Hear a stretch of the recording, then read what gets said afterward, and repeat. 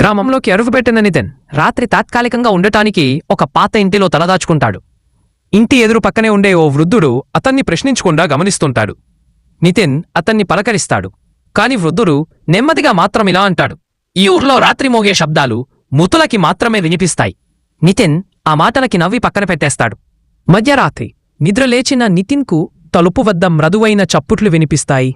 కిటికీ వైపు చూస్తే దట్టమైన పొగమంచులో ఓ రూపం కదులుతున్నట్టు అనిపిస్తుంది. చెరువు వైపు నుంచి చప్పుట్లు, పాత పూజల శబ్దాలు వినిపించటంతో అతను వెలుపలికి వస్తాడు. పక్కనే ఉన్న పాత గుడి నుంచి పెద్దగా మంత్రోచ్చారణలు, తాళసమ్మేలాంటి శబ్దాలు వినిపిస్తున్నాయి. గుడికి దగ్గరగా వెళ్లిన నితిన్ లోపలెవరూ లేని గుడిలో ఒక్కసారిగా గాలిలో తేలినట్టు అనిపించే ఒక బూడిరంగు రేఖలతో గీసిన తాంత్రిక చిహ్నం గమనిస్తాడు.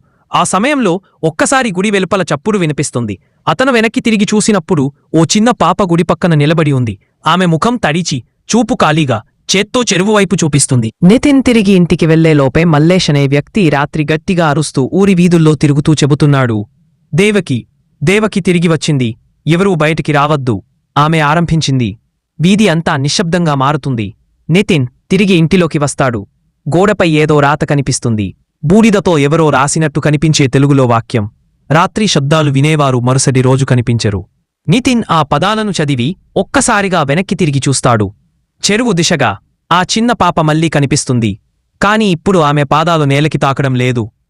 నితిన్ రాత్రి గోడపై బూడిదతో రాసిన వాక్యం చూసిన తర్వాత ఆ వాక్యం ఎవరు రాశారో తెలుసుకోవాలనే ఉత్సాహంతో గ్రామంలో విచారణ మొదలు పెడతాడో.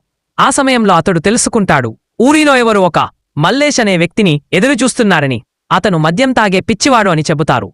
కాని అతనికే ఊరిలో భూతాల గురించి తెలిసిన అతి ముఖ్యమైన జ్ఞానముందని కొందరు చెబుతారు.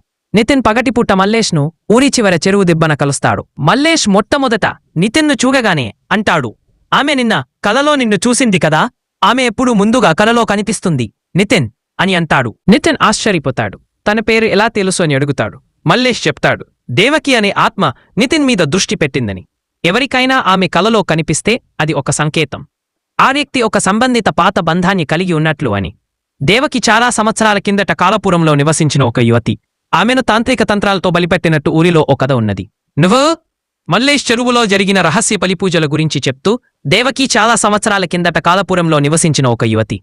ఆమె శవం ఆ చెరువులోనే పడిపోవడంతో ఆ నీళ్లు వాసన కోల్పోయాయి. గర్భిణీ అయిన గొర్రెలు కూడా మితి చెందాయి. ఆ రోజు నుండి ఊరు పాడైంది. మల్లేష్ మాటల మధ్యలో చెరువు నీటిపై ఓ నీరు కదిలినట్టు నితిన్ గమనిస్తాడు. ఆ నీరు నెమ్మదిగా ఊరివైపు సాగుతుంది. ఆమె వెనుక ముగ్గురు పశ్చాత్తాపరిత వ్యక్తుల బొమ్మలు కనిపించే విధంగా చూపిస్తారు. వారు ఎవరో ఇప్పటికి తెలియదు. నితిన్ మల్లేష్ మాటల్ని పూర్తిగా నమ్మలేకపోతాడు. కాని ఒక విషయం స్పష్టమవుతుంది, ఇది కథ కాదు. ఇది అతని జీవితంలో మొదలైన ఒక తిప్పలు పుట్టించే వాస్తవం. నితిన్ ఇంటికి వెళ్ళగానే తన పాకెట్లో ఉన్న తన నోట్బుక్లో ఒక లైన్ ఎవరో రాశారు, "నీవు ఆమె కోసం తిరిగి వచ్చావు" అని ఉంటుంది.